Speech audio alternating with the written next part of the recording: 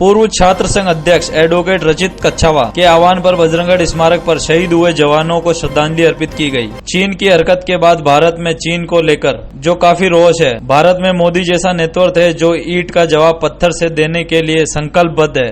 छात्र संघ अध्यक्ष विकास गोरा ने बताया, उसी के चलते आज अजमेर में युवाओं ने चाइनीज सामान का बहिष्कार किया। वह चाइनीज वस्तुओं की होली जलाई। देश के शहीद हुए जवानों को श्रद्धांजलि दी गई। कहा कि चीन को अब बचकानी हरकतों से बचना चाहिए।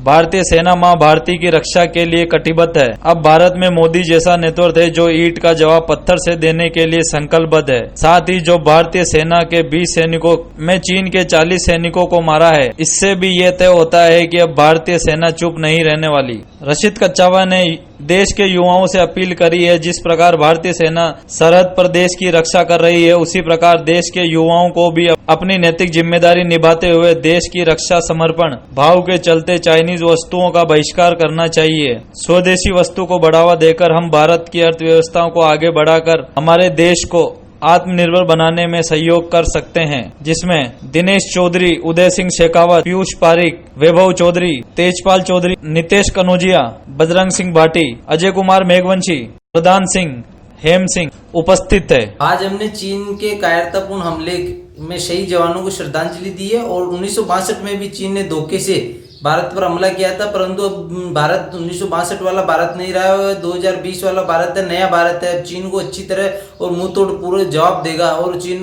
भारत की जो शहीद हुए हैं उनकी शहादत का बदला लेगा।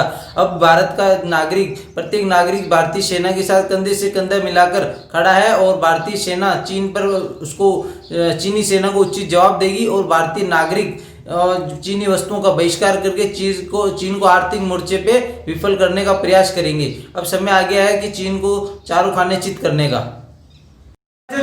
चीन ने कायरतापूर्ण हरकत करते हुए लद्दाख की एक घाटी के पास में जो हरकत की है कायरानापूर्ण, उसका आज अजमेर के युवाओं ने विरोध किया है और देश के शहीद हुए सैनिकों को श्रद्धांजलि दी है। आज हम लोगों ने ये भी संकल्प लिया है, जिस प्रकार हमारे देश का सैनिक भारतीय सीमा पर खड़े होकर के देश की रक्षा कर रहा है, उसी प्रकार हम देश के भीतर रह करके चाइनीज सामानों का बहिष्कार करके हमारे देश के सैनिकों को विश्वास दिलाते हैं कि आज पूरा देश उनके साथ खड़ा है। और आज अजमेर का युवा ही नहीं, पूरा देश चीन का बहिष्कार करता है, उसका विरोध करता है और उनके सामानों का बहिष्कार करता है। आज हम लोगों ने गो बैक चाइनीज प्रोडक्ट के नारे लगाए और हर तरह से चाइनीज चीजों का बहिष्कार करने का संकल्प लिया।